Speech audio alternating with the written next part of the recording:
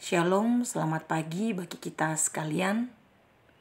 Seperti biasa dari Bukit Sion Makale, kami menyapa kita semua dengan harapan kasih setia Tuhan menaungi seluruh kehidupan kita senantiasa dalam hidup yang Tuhan perkenankan. Mari di pagi hari ini saya mengajak kita sekalian membaca firman Tuhan, merenungkan firman Tuhan. Yesaya pasal 19 ayat 19 sampai ayat 22, bagian firman Tuhan yang akan kita baca dan renungkan di pagi hari ini. Sebelum membaca firman Tuhan ini, mari kita berdoa. Kami mengucap syukur kepadamu ya Tuhan di pagi hari ini, oleh karena kasih setiamu yang terus menaungi seluruh hidup kami. Kami akan membaca firman-Mu ya Tuhan. Kami akan merenungkan firman-Mu. Dalam kuasa dan tuntunan Roh Kudus, kiranya kami memahami firman-Mu ini dan melakukan seturut kehendak-Mu saja.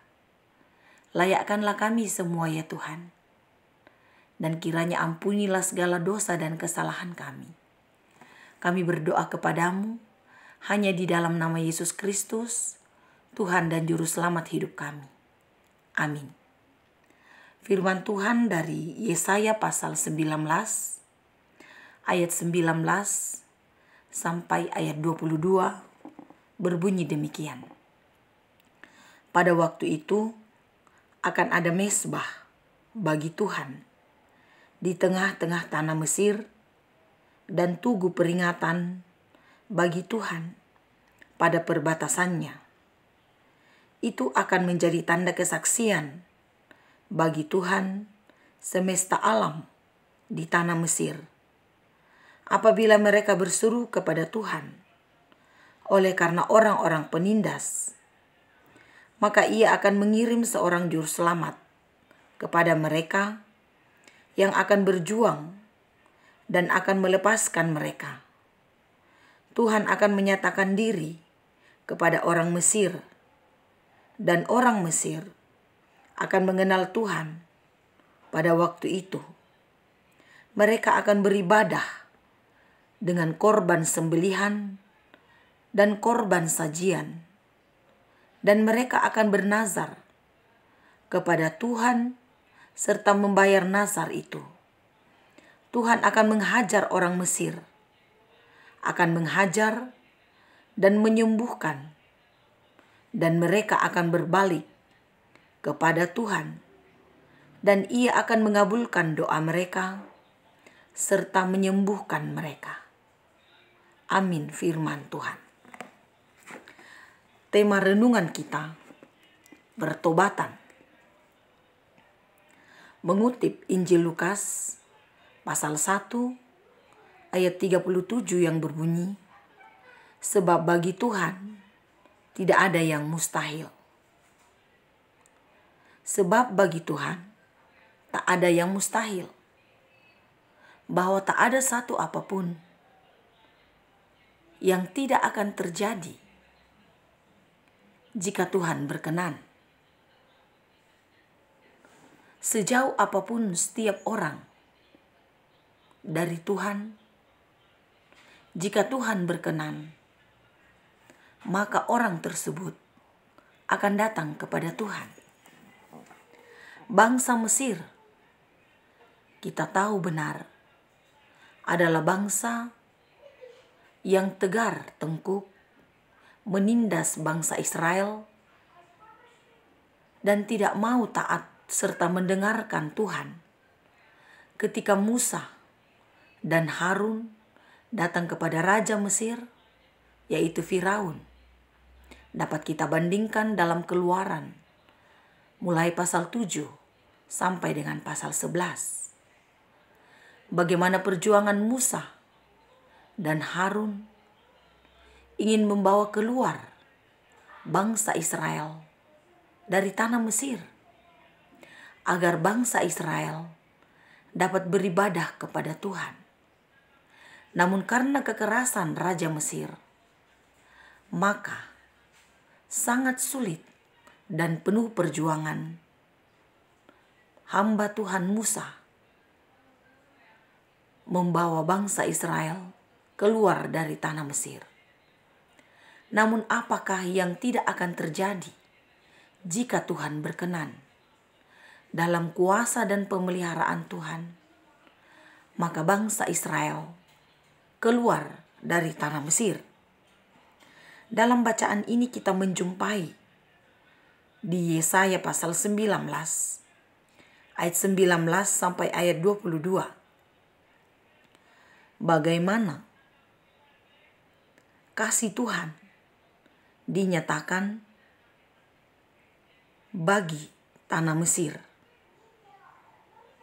Orang-orang Mesir akan mendapat kuasa dan lawatan dari Tuhan.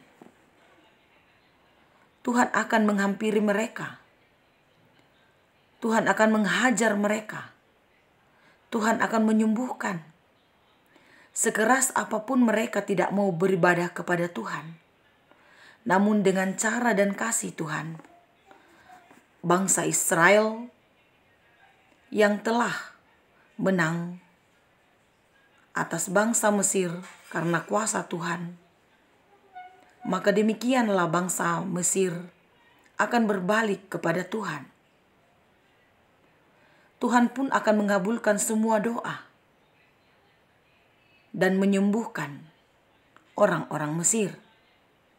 Ayat 22 bacaan ini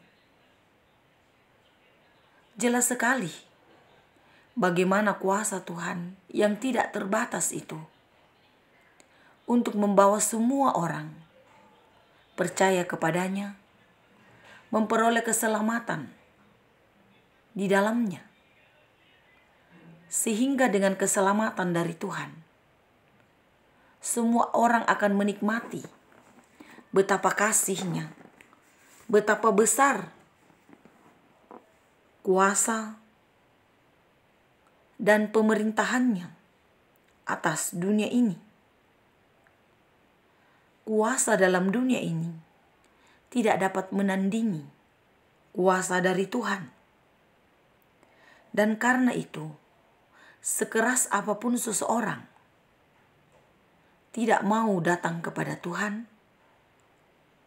tidak mau taat kepada Tuhan, tidak mau berbalik kepada Tuhan, namun dengan kuasa Allah yang besar itu, dengan caranya, maka setiap orang yang jauh darinya akan dikumpulkannya dan dibawanya kembali kepadanya untuk bersaksi bagi Tuhan semesta alam. Dan itu akan dilakukan oleh setiap orang yang datang kepada Tuhan. Tentu tak terkecuali orang-orang Mesir. Kasih Tuhan pun ada pada mereka. Mereka pun menjadi bagian dari keselamatan di dalam Tuhan. Maka ini mengingatkan kita bagaimana cara Tuhan menyelamatkan setiap orang dalam seluruh kehidupannya. Ayat 20 bacaan ini mengungkapkan bagaimana juru selamat akan dikirim kepada orang Mesir dan melepaskan orang Mesir. Semua ini merupakan tanda bagaimana kasih Tuhan berlaku bagi semua orang, termasuk kepada orang Mesir. Sehingga benarlah firman Tuhan yang saya kutip di awal renungan tadi, dari Injil Lukas pasal 1 ayat 37. Sebab bagi Tuhan tak ada yang mustahil. Sejauh apapun setiap orang dari Tuhan, tapi bagi Tuhan tak ada yang mustahil. Maka setiap orang yang menjauh dari Tuhan atas kuasanya, maka akan memperoleh pemulihan, akan memperoleh penyembuhan. Di masa Advent yang kedua ini,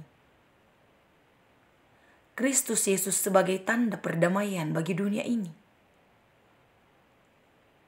Tanda perdamaian untuk membawa semua orang yang mengeraskan hati di hadapan Tuhan untuk kembali kepada Tuhan dalam pertobatan hanya kepada Tuhan saja. Sekiranya kita semua yang mendengarkan renungan pagi pada saat ini boleh mengenal siapa diri kita di hadapan Tuhan, membawa diri kita untuk bertobat kepada Tuhan, karena Juru Selamat telah datang ke dalam dunia ini, membawa kelepasan bagi semua orang yang mau dihajar olehnya, yang mau dibawa kembali kepadanya.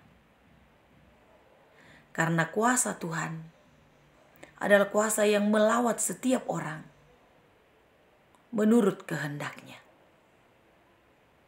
Mari kita berserah kepada Tuhan, membawa segenap kehidupan kita, apapun dan bagaimanapun kita.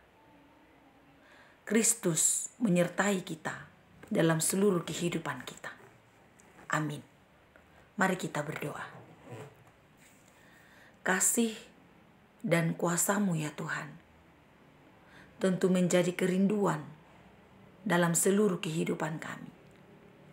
Demikianlah firman-Mu yang telah kami baca dan telah kami renungkan pada saat ini. Kami belajar dari kehidupan orang-orang Mesir. Dengan kuasa-Mu dan kasih-Mu, Tuhan menghajar mereka dan membawa mereka kepada Tuhan. Biarlah semua bangsa-bangsa di muka bumi ini ya Tuhan, biarlah semua orang di muka bumi ini Tuhan membawa kembali kepadamu dan merangkul mereka untuk datang dalam pertobatan kepadamu dan mengakui bahwa Yesus Kristus itulah Tuhan dan Juru Selamat atas seluruh kehidupan yang Tuhan perkenankan. Roh Kudus kiranya menolong setiap kami untuk datang dalam pertobatan hanya kepadamu ya Tuhan. Di pagi hari ini Tuhan, kami berdoa kepadamu untuk setiap umat-Mu yang terus membawa kehidupan kepadamu. Setiap orang tua kami yang telah lanjut usia, kiranya Tuhan peliharakan. Setiap orang tua, kiranya Tuhan mampukan mengangkat tugas dan peran sebagai orang tua, sebagai suami, sebagai istri, dalam peran seturut dengan kehendak Tuhan. Sebagai pemuda, kiranya Tuhan memberkati, boleh mengelola masa muda dengan baik, hanya seturut kehendak Tuhan. Sebagai anak-anak dan remaja, kiranya Tuhan memberkati, boleh terus melalui masa kanak-kanak, masa remaja, dalam naungan kasih Tuhan. Mereka senantiasa hidup di dalam pemeliharaan-Mu. Kami juga berdoa kepadamu Tuhan, setiap orang yang berseru kepadamu untuk seluruh perjuangan kehidupan, kiranya kasih setia-Mu terus menaungi dan senantiasa dikuatkan dalam iman dan pengharapan hanya pada Tuhan saja. Bangsa dan negara kami ya Tuhan, kami pertaruhkan dalam tangan kuasa-Mu. Semua pemimpin kami ya Tuhan, pemerintah kami ya Tuhan, kami serahkan di dalam tangan kuasa-Mu.